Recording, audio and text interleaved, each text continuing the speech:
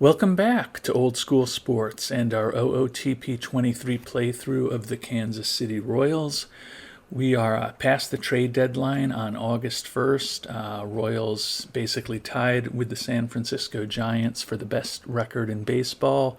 We're 10 games up on the White Sox in the AL Central.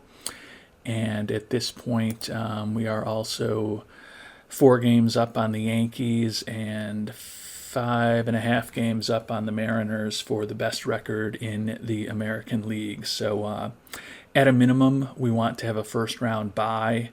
And quite honestly, at this point, we certainly want to finish with the best record in the American League, if not the best record in all of baseball, to hopefully ensure home field advantage throughout the playoffs. So big goals over these last 2 months of the season is to kind of remain the best team in the AL and remain relatively healthy as we get ready for the playoffs.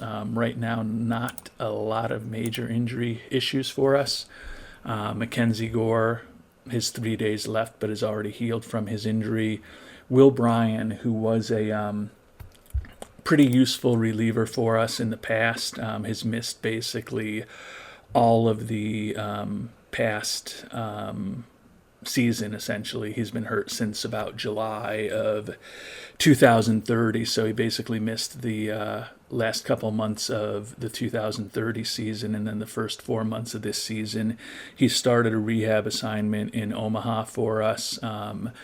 But you can see we only think he's a 2-star pitcher at this point after that major injury last year, fractured elbow suffered on July 6th. So questionable whether we're going to be bringing him back up to the major league roster when he's ready or just keep him down in Omaha. He does still have options left, so we can keep him in Omaha. And then Corey Seeger, who we just traded for, out with a strained hamstring for 2 weeks, but certainly think and expect that when Seeger is healthy, hopefully, he will potentially be a better bat than Ricardo Cabrera at second base. There's also a chance he might supplant Nicky Lopez at shortstop. Looking at these two defensively, I think I'd probably prefer Nicky Lopez a little bit defensively at shortstop. I definitely would, actually, looking at Seager's numbers here. But Seager is definitely a better bat than Ricardo Cabrera and almost as good defensively as Ricardo Cabrera at second base. So from that perspective, I expect that Seager, as one of our 2 major acquisitions at the trade deadline, will hopefully play a big role for us. The other big acquisition at the trade deadline was Ben Borgman, starting pitcher. He's only gone 3 games for us so far, 4.11 ERA. Our hope, looking at his pitching ratings and looking at his home and away splits, was that he would be a lot more effective pitching in Kansas City than he was in Colorado. Has happened a little bit so far, but not exactly, although you can see his FIP minus is an incredible 32 in the 3 games he's pitched with us. He's just had a bit of bad luck. The only concern I have, and this is more of a long-term concern than a this-year concern, I really like the 5 pitchers we have and feel that we've got a lot of insurance now after adding Borgman. If one of the members of our starting rotation gets banged up, we still have 4 pretty good starters that we'll have for our 4-man rotation in the playoffs. But thinking about next year, Caleb Lagerwell and Gordon Graceffo are the only starters that we have signed. We've been thinking about extending Ricky Vanasco, but his demands have gotten incredibly high, so that may not work. And we were hoping to maybe, if Borgman worked out well with us, extend him, but thus far he's been unwilling to engage in any conversations. But it seems like he's only kind of really angry with his own performance. So I guess the other question is whether there are any issues between him and Byron Nichols. And it doesn't seem so. It seems like he has a good relationship with Borgman. So I'm hoping that after he settles in with us a little bit and hopefully starts pitching better, hopefully the team keeps winning, we may be able to extend him because we're very unlikely to bring Aaron Nola back, even though he's having an all-star season, 7-1 record with a 2.15 ERA. He is 38 years old. He is wrecked physically, and he's been banged up already with injuries 5 times this season, or 6 times this season now. So it's just been incredible. You know, he's always having something happen to him. Fortunately, he's only been out 2 weeks twice. The rest of them have been kind of day-to-day kind of injuries. But we are just trying to nurse him through this season, but hard to imagine that we're going to be giving him a big contract for next year. So if we're unable to get Borgman or Vasquez signed up, that means we're going into next year with only, 2 of our top 5 starting pitchers. Now we do have guys like Zach Jacobs, Bryce Hubbard, Tyler Bosma, and Mackenzie Gore when he gets off the IL, who could be effective major league starters, but would feel a lot better if we're only using 1 or maybe 2 of those guys in the rotation next year as opposed to 3 of them. So hopefully we'll be able to figure out something with Borgman or Vasquez before the end of the year or before they hit free agency. You can see we do think we're going to have over $45 million for extensions next year. So we certainly have the money if things don't work out with both of those players to hopefully add a big arm in free agency like we did with the 1-year contract to Nola this year. So that's a little more of the long-term strategic thinking for the team. But right now the goal is obviously just to, as I outlined earlier, at the very least get a first-round bye in the playoffs and hopefully get ourselves a home field advantage, not just in the American League, but even if we do get to the World Series. And the Royals keep chugging along, and Alex Vasquez continues to remain one of the best players in the American League. Won a Player of the Week award, hit .458 with 5 home runs, 9 runs driven in over the course of the week. He is looking like, another brilliant season, hitting .331 this year. He's 3rd in the batting race after winning the batting title last year, looking to lead the league in runs batted in for a 2nd consecutive season. And may not lead the league in OPS for a 2nd consecutive season, but he's 2nd in the AL. So he is having a brilliant sophomore season for us after his great rookie year last year that resulted in a Silver Slugger, a Rookie of the Year award, and an All-Star award. He's already got an All-Star award this year. Hopefully he'll get another Silver Slugger, and I think with this 4.6 WAR through the early stages of August, even though he's not a exceptional defensive player, I think he definitely is going to be well into the mix for the Most Valuable Player award in the American League, although you can see he is a bit behind the leaders in terms of batter WAR. His lack of a good glove and the fact that he doesn't play a particularly valuable defensive position at first base /DH may hurt him a little bit in the voting, but one of these years, I think he's going to put up enough offensively that the voters won't be able to hold it against him, that he's not a great defensive player. And that finger blister continues to rear its ugly finger with Aaron Nola. Day-to-day for 2 weeks, moderate impact on throwing. Given that he's wrecked physically, we're going to be real conservative and put him on the IL, but our lead has shrunk a little bit in the Central to just 9 games. We're only 4-6 over our last 10. Fortunately, the Yankees have the same record, so we're still up 3 on the Yankees. The Mariners have been playing better, though, and we're only up 2.5 on Seattle for the best record in the American League. So things are getting a little tighter for us. Certainly not having Nola around is not going to help, but we should at least have Corey Seeger back, hopefully in a couple of days, which hopefully will give the offense a little bit of a boost. But we're going to continue being as conservative as possible with Nola for the time being.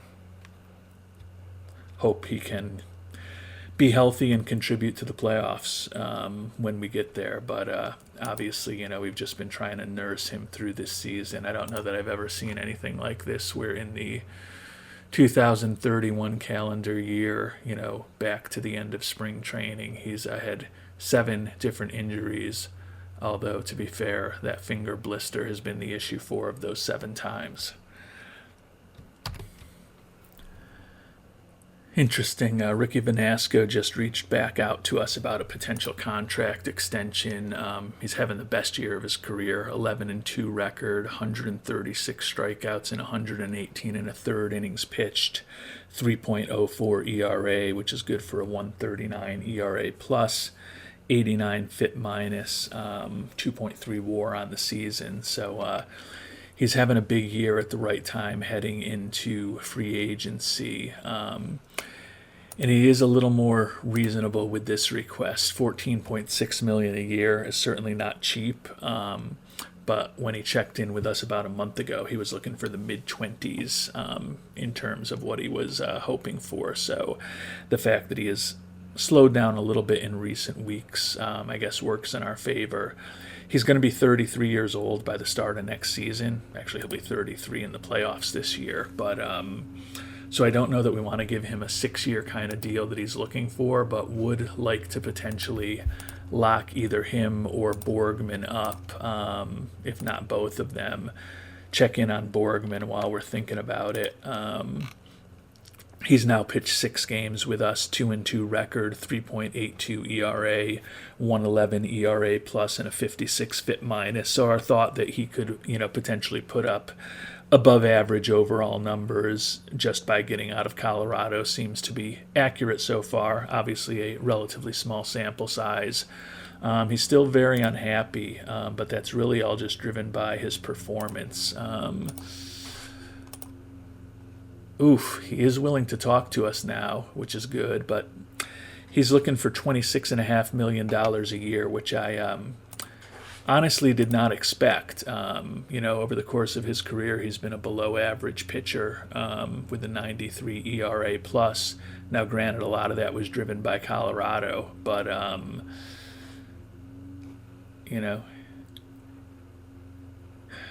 wow.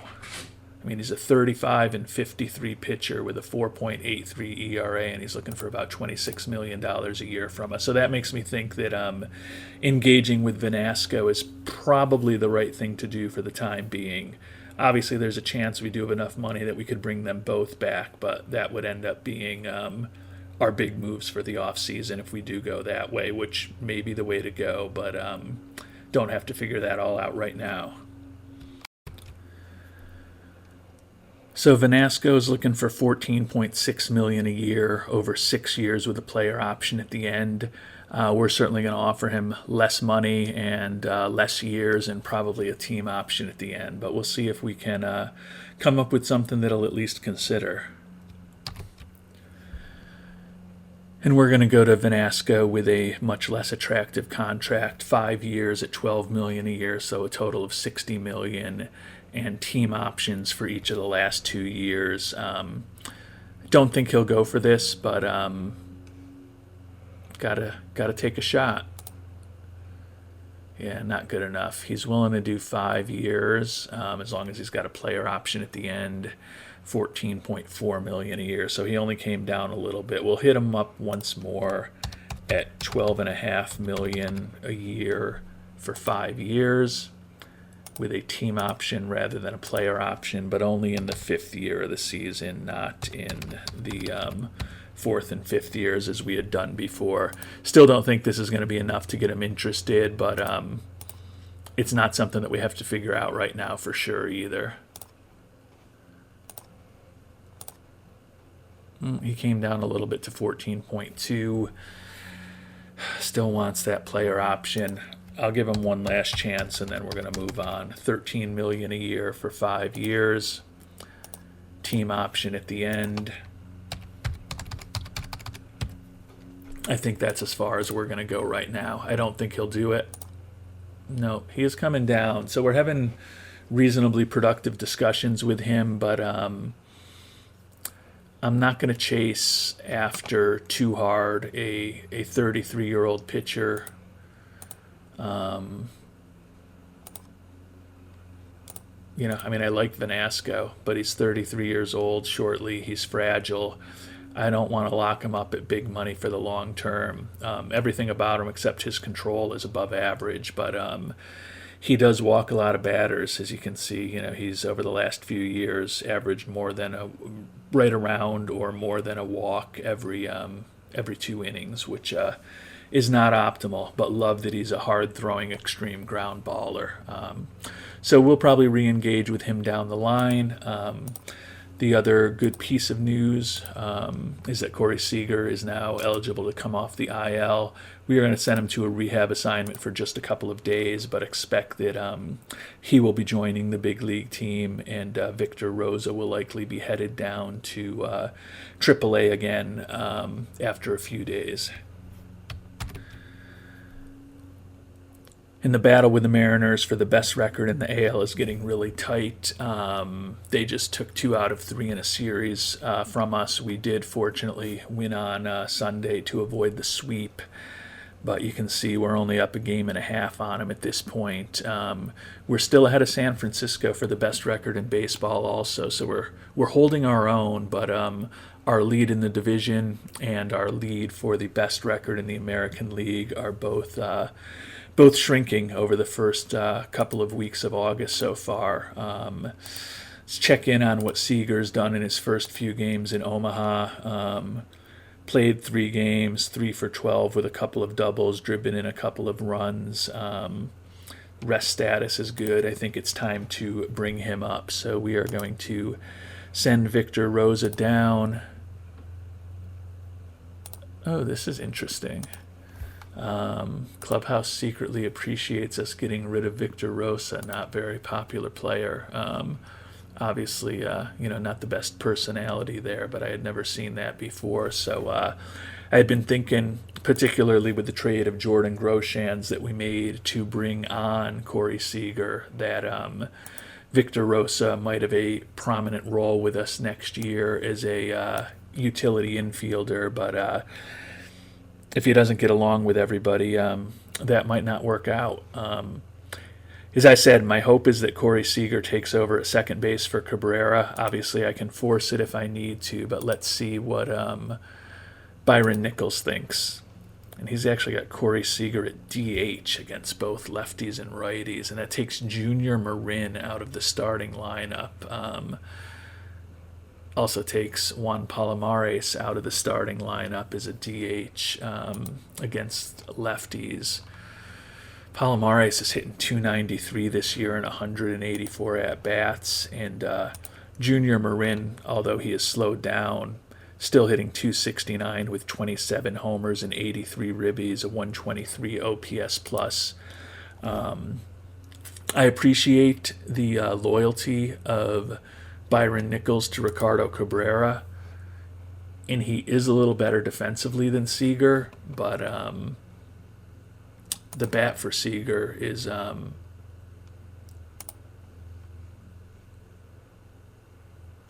so much better than Ricardo Cabrera that I definitely want him in the lineup. But I do think that Palomares against left-handed pitching is a pretty productive offensive player, at least in terms of his ratings.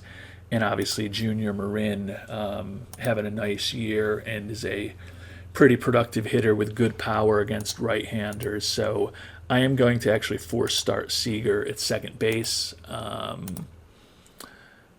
which should push Cabrera out of the lineup and should push both of those other guys back into the starting lineup. I am also, given that Seager is wrecked physically, going to bench him when he gets down to 95% just to hopefully try to keep him healthy. But with that move, I'm assuming that will move Palomares back in to be our first baseman against lefties, push Vasquez to DH against lefties, and then I think that should also get Marin into the starting lineup, and I think Cabrera will become our utility infielder. At least that's what I'd want this to look like, and yep, that's exactly what we did, so that's good.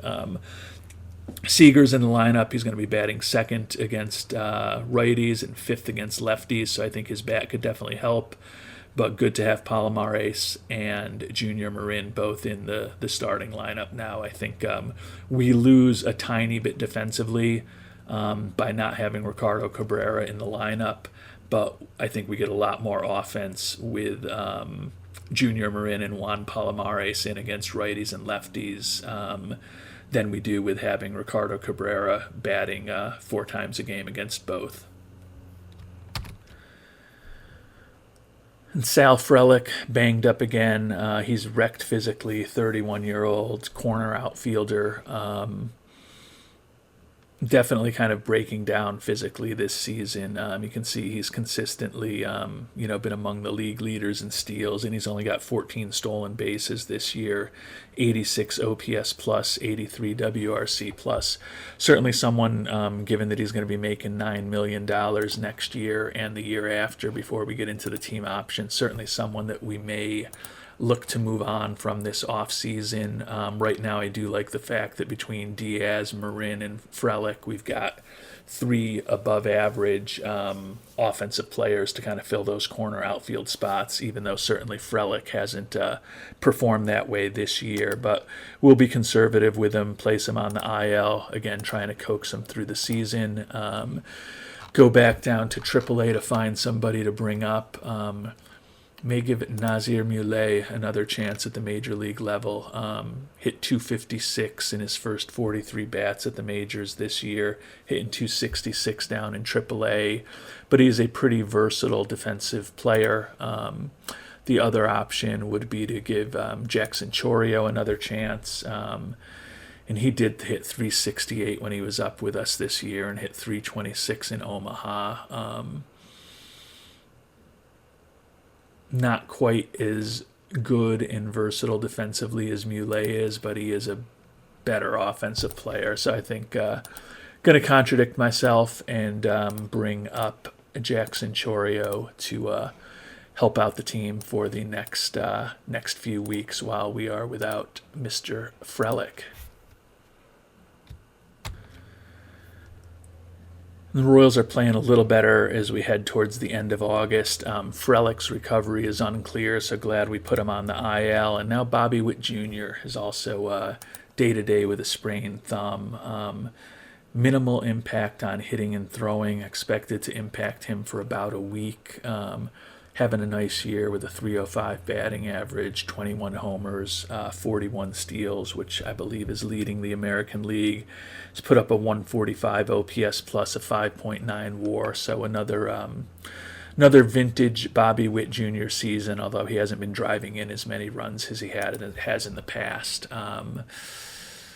Take a look at the standings just to see where we are right now. Back up by 10.5 over the White Sox, which is good. And the Mariners are actually coming back down to earth with 4 losses in a row. So we are up 4.5 games on the Mariners and 5 games on the Yankees for the best record in the AL East. So with that backdrop, I'm going to be ultra conservative and just try to keep these guys healthy and put Bobby Witt Jr. on the 10-day IL, and that'll mean more playing time potentially for Jackson Chorio, who we just brought up. I think people hate Victor Rosa, so I don't know if we want to bring him back. Could we bring up Borgie Franzen or Muley? Franzen just didn't hit at all at the major league level, 086. So I'm going to go with what I was thinking a while back, and we're not going to force start Nazir Muley in right field at the major league level, but we will bring him up and get a little playing time for the youngster over the next few weeks while Bobby Witt Jr. is hopefully healing up relatively quickly.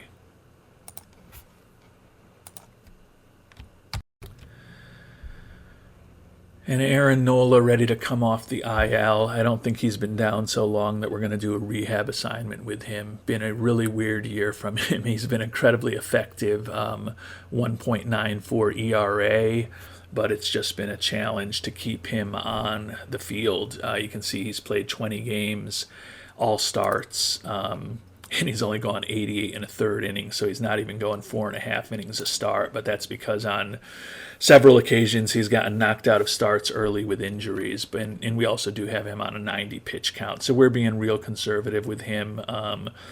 send Easton Toomis back to Omaha to make room for Nola, but we are only a couple of days away from September roster expansion at this point, so very possible that Toomis will be back with us very soon. And Sal Frelick now ready to come back from that minor injury. Corey Seeger is a strained rib cage muscle, minimal impact for 4 days. He is wrecked physically. I'm going to just keep being as conservative as possible, I think. Let's just check the standings again. Yeah, we're up 13 in the Central, so feeling great about that. Our Magic number's down to 11, and we're still up 5.5 on the Mariners and 5 on the Yankees, who I guess have passed the Mariners for the best record in the AL. San Francisco's now ahead of us by percentage points, half a game in the standings for the best record in baseball, but I don't want to push things with any of these older guys who are injury prone, so we're just going to be as conservative as possible with Mr. Seeger. And that'll allow Ricardo Cabrera to get back in at the lineup for second base for a few days. So hopefully we'll have people healthy and well in relatively short order. But it'll be nice to get a couple extra players on the roster also as we get into the month of September. And the brilliant year for sophomore Alex Vasquez continues. Player of the month for August, 10 homers, 22 ribbies, and 18 runs scored with a .362 batting average. For the year, he's already hitting .333 with 120 ribbies, 33 homers, and 83 runs scored. So just a brilliant year for Mr. Vasquez. Angelo Bolden, our backup catcher, strained back muscle, out for 2 to 3 weeks. So obviously he'll be going on the IL, hitting just .230. I expect and hope that he will ultimately be a little bit better of an offensive player than we've seen from him, but certainly with his catcher ability and good personality, definitely going to be a player with a role on our team going forward. The question is whether we have him as the starter or try to lock up MJ Melendez and go with 2 above average catchers on the roster for the next few years. And with September roster expansion, we're bringing Easton Toomis back up from AAA, and we're actually bringing Victor Rosa up, even though everyone on the team hates him. I think that will be a relatively short-lived thing, though. Bobby Witt Jr. should be back in 2 days, and then Corey Seager should be coming back shortly after. So as soon as Bobby Witt Jr. is able to come up, we'll send Rosa back to the minors, given that everyone on the team hates him, and he's not that great a player. And Bobby Witt Jr. is back, so we will send Rosa back down to AAA. Ooh, has to clear waivers. Have we sent him back and forth that often? Yeah, we've already optioned him 5 times this year.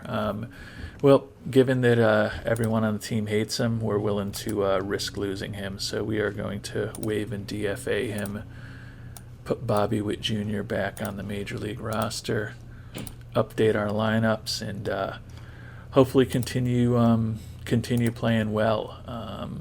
Up by 12.5 on the division. Our Magic number is down to 8, and we're up 6 on the Mariners, and we are up 6.5 on the Yankees. So feeling better by the moment that we are going to ultimately clinch home field advantage, certainly through the AL playoffs, and then we're still in quite a battle with the Giants for the best record in baseball. And I guess it shouldn't be a shock at this point, that finger blister rearing its ugly finger with Nola again. Another start where he only went 12 pitches before that blister caused issues. So we're going to shut him down. We are just trying to nurse as much as we can out of him at this season. You can see 2.32 ERA over 93 innings pitched, which has been excellent.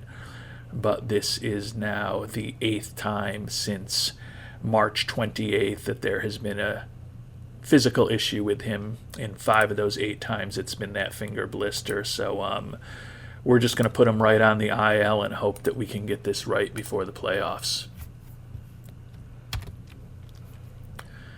And the Royals have really been playing some good ball here in the early stages of September. You can see we've won 7 in a row, up 15.5 on both the White Sox and Tigers. Magic number down to 1. So look poised to clinch tomorrow. Actually today, hopefully, when we're playing against Toronto. And we are now up 9 games on the Red Sox, who have passed the Yankees for the best record in the American League, and we are up 8 games on the Mariners for the best record in the American League. So feeling pretty good that we are going to get the home field advantage we've been looking for in the AL, and we are 2 games up on the Giants right now for the best record in baseball. So we're trying to thread a needle here. We're being extremely conservative with all the injured players. Seeger should be back tomorrow, which will be good. Nola, as I've talked about, been on and off the IL all year long. But the main goal is for these guys to be healthy for the playoffs. And if we can get home field advantage while still being extremely conservative with these guys down the stretch, even better. And Seeger's ready to come back now, which is good. Jackson Chorio's hitting .419. We can't possibly send him down. I mean, only 62 at-bats, but he is still just raking. So Nazir Muley, who's hit .263 over 57 at-bats, going to go down to AAA Omaha to make room for Seeger. We are still going to force start Seeger over Cabrera at second base.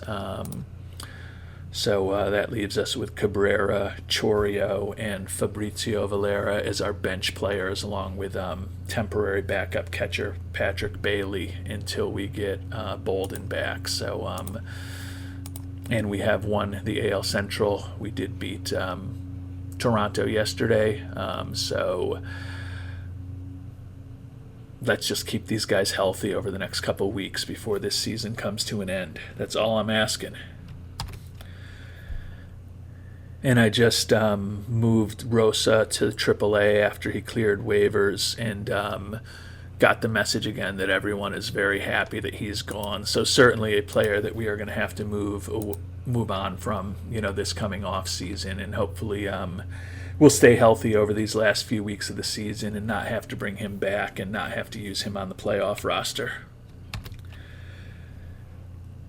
And perhaps unexpectedly, even with our best efforts, Corey Seager out for 4 to 5 weeks with a knee sprain. So that definitely means he's going to be missing some playoff time.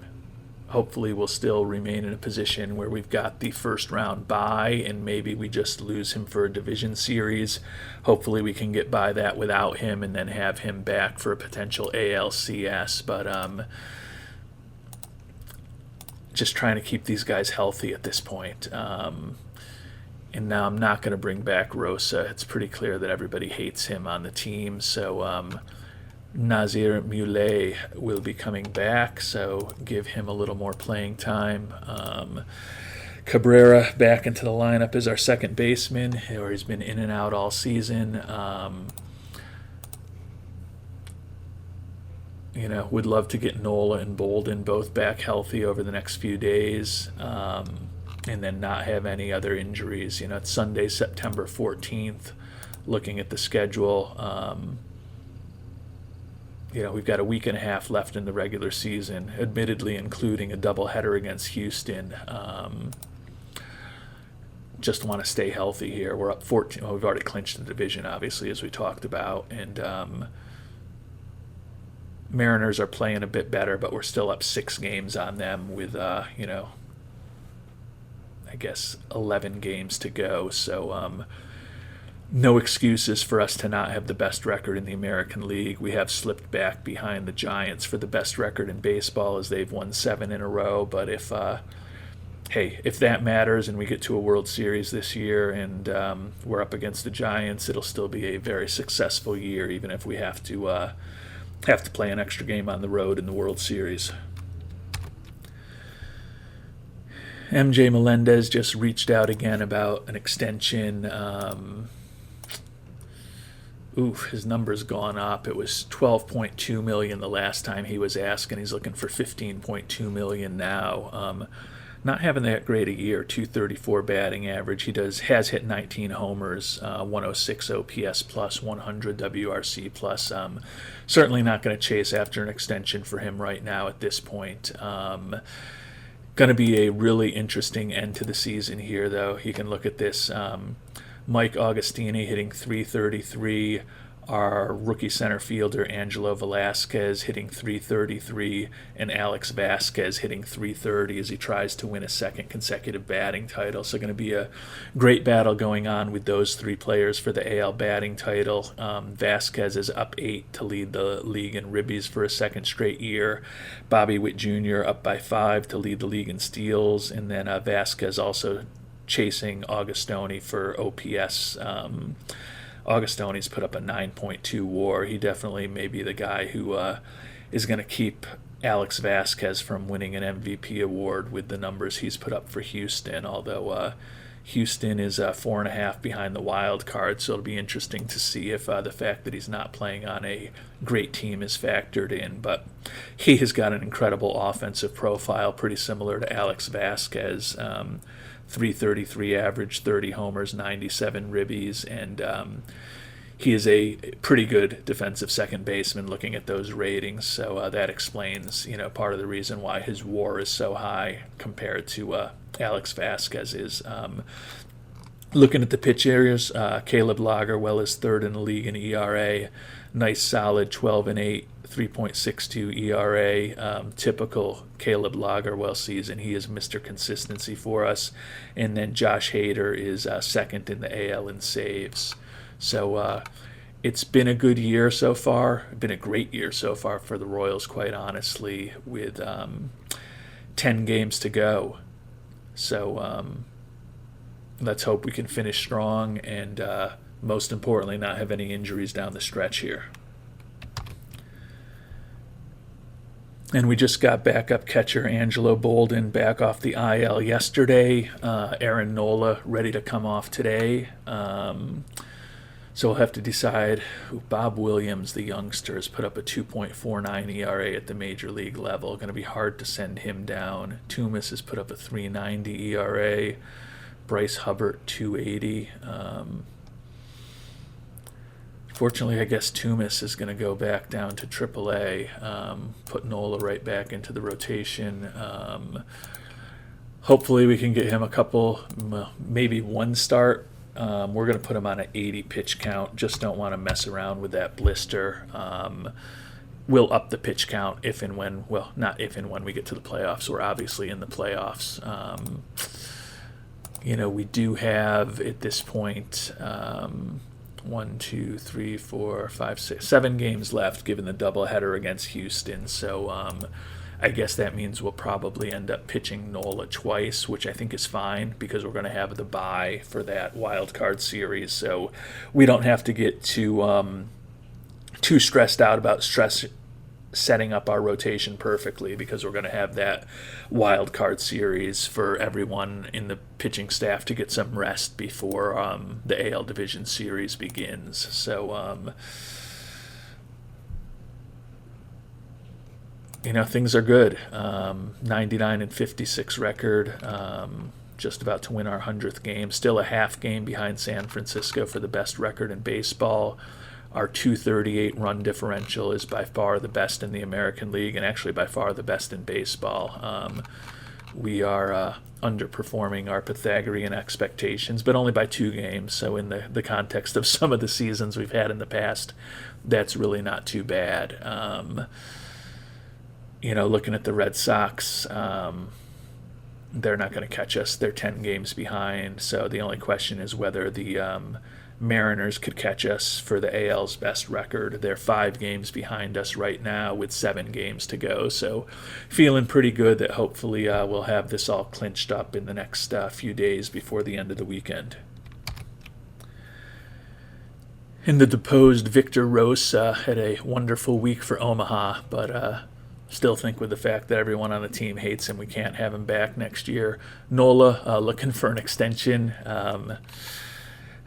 we're going to hopefully, we got 78 pitches out of him 3 days ago. We got one more start left, so we're going to have coaxed 100 innings out of him, hopefully with a really excellent ERA and a 169 batting average against him. So has had a nice year, but I'm guessing, $17 million for a guy who's going to be lucky to give us 100 innings.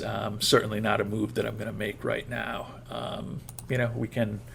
We'll have time after the season is over and after we know more about how the playoffs and everything goes to potentially think about extending him or extending Borgman or extending Ricky Vanasco. Would certainly love to bring back at least one of those guys into the top of our pitching staff next year. But right now we are more focused on hopefully remaining healthy over these last few games of the season. We're up by 5 on the Mariners with just 4 games to go, so we have clinched the best record in the American League. So really not playing for anything at this point except the best record in baseball. And we have gotten past the we've won 6 in a row, so we've gotten past the Giants, who have lost 4 in a row. Have not quite clinched. We're up 2.5 on them with 4 to go, but kind of doing everything that we'd like. You can see it's going to be a great battle with Vasquez, and Augustini still for the AL batting title. Vasquez is actually being pressured by Bobby Fagro to lead the league in ribbies. Unlikely that Bobby Witt Jr. will give up the stolen base lead, and Augustini's coming down to earth a little. That would be a huge gap to make up over 4 games. Would need some monster games from Vasquez for him to lead the league in OPS for a second straight year, but would love to see him do it. And Lagerwell still 3rd in the league in ERA, Vanasco tied for 2nd in wins, and Hader 2nd in saves as we head into the final 4 games of the regular season. Let's just stay healthy, guys. And the regular season did not end well for the Royals. We lost those last 4 games. Amazingly, we still hung on with a 102-60 record to be a game better than the Giants for the best record in baseball, and stayed 2 games ahead of the surging Mariners for the best record in the American League. So no new injuries over the last 4 days, so happy with that. Angelo Vasquez, the rookie center fielder, brilliant first season, 328 batting average, wins a batting title. Kind of an interesting dynamic here in that Kansas City rookies have won back-to-back batting titles, because Alex Vasquez won with a 313 average last year, and you can see although he didn't quite lead the league in OPS this year like he did last year, still a brilliant season, leading the league in hits, doubles, and ribbies, even though he didn't get the batting title. So big years from both Velasquez and Vasquez. Bobby Witt Jr. leads the league in steals with 45, 288, 22 home runs, 30 doubles, scored 88 runs, only drove in 63, which is kind of odd for a player batting 3rd, which is where he hit most of the year. But I guess with people like Velasquez and Vasquez hitting so well, a lot of those guys were driving in the runs for him. Vanasco ended up tied in the league for 2nd in wins, and Josh Hader ended up 2nd in the league in saves. And it looks like Caleb Lagerwell may have gotten roughed up a little bit in one of those losses down the stretch of the season to push him out of the top 3 in ERA. He ended up with a 3.86 ERA, but obviously wish that one of our 2 trade deadline acquisitions, Corey Seeger, was still healthy. He's going to be out with that sprained knee another 3 weeks. So best case scenario is we have him for an ALCS, and that's probably being too optimistic. I guess the hope would be that if we make it to the World Series, we've got him back for that. It does look like Jasmine Diaz is banged up. I hadn't noticed this. Injured, diagnosis pending. So he had a really nice year for us, hitting 312, 16 homers, 69 driven in, 157 OPS plus, 156 WRC plus.